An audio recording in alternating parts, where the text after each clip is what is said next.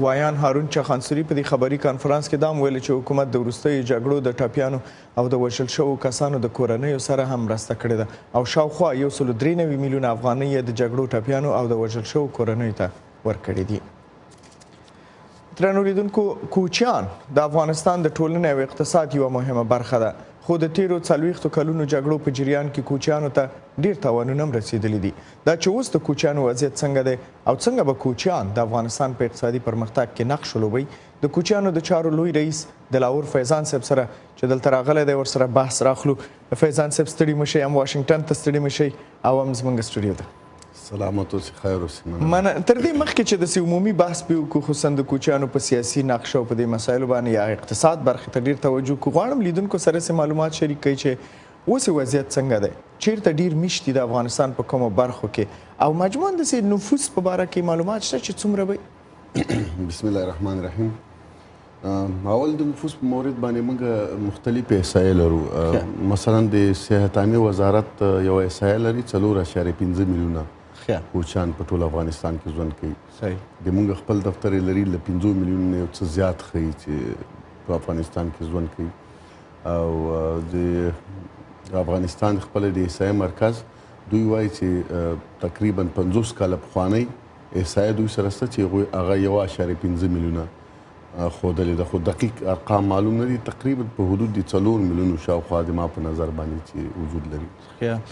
یو بل اساسي خبره چې ټول پوهیږي چې افغانستان کې زراعت اساسي یا 90% زراعت باندې ولاړ هیواد دی، او بیا په زراعت کې مالداري مهمترین عنصر دی چې باید مخکې لاړ شي، او بیا مالداري تر ډیره پورې په کوچیانو ولاړه وه ځکه چې دوی ډیره مالداري لري. اوس د دې مالداري وضعیت څنګه دی د کوچیانو په افغانستان کې؟ ولا د کوچیانو لپاره ټول مهم ټکی هم دا مالداري ده. مالداري ښه نه ده روانه، ډېرې زیاتې وجې دي. یو خو طبعا امنیت په ټول افغانستان تاثیر کړی، خو ډیر تاثیر په کوچیانو کړی. کوچیان په اطرافو کې ژوند کوي، که پخوا وخت کې ماین هم ویلي دي، دوی ویلي دي که دا اوس جنګونه کېږي په اکثره دواړه طرف هم دوی وژل کېږي. په ملکي خلکو تلفاتو کې هم ټول د همدې کوچیانو تلفات ډیر زیات دي. له بل طرف نه څړځایونه چې کوچیانو لرل، هغه څړځایونه په شکل د اشکالو خلکو ورنه لاندې کړي دي، څه ورنه زورواکان غصب کړي دي، حتی په بعضو باندې شارکونه جوړ کړل په تېرو وختونو کې.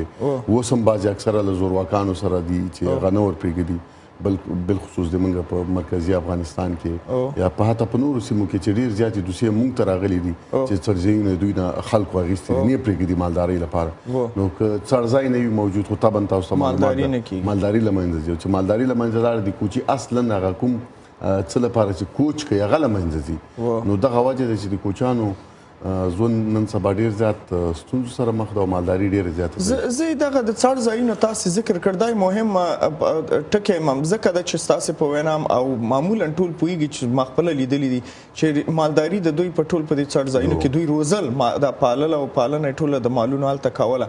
که چېرته ستاسې په وینا داسې غضب شوي او نیول شوي او یا نه پرېږدي یا نامنۍ دا ستونزه پیدا وي، دوی داسې کوم بله لاره یا تاسې خپله کوم فکر کړی ستاسو ریاست چې یوه بله طرحه پیدا شي چې دا مالداري په یو نوي اثر مطابق یو بل رقم ورته روزنه او پالنه ورکړل شي؟ په دې باندې یو موډول موجود و، خو هغه په افغانستان کې نه تطبیق کېده چې فارمونو سیستم ورته جوړ شي. او چې فارمونو سیستم ورته جوړ شي، هغه په افغانستان کې نه تطبیق کېږي. ښه خبره یې دا ده، موږ له رئیس صاحب جمهور سره هم خبره کړې او له نورو ادارو سره هم خبره کړې، له خپله چا سره چې د ستونزې موجودې دوی سره هم په تفاهم کې وو چې دا څړځایونه بیرته راواخلو، کوچیانو ته یې وسپارو د افغانستان د قانون په رڼا کې.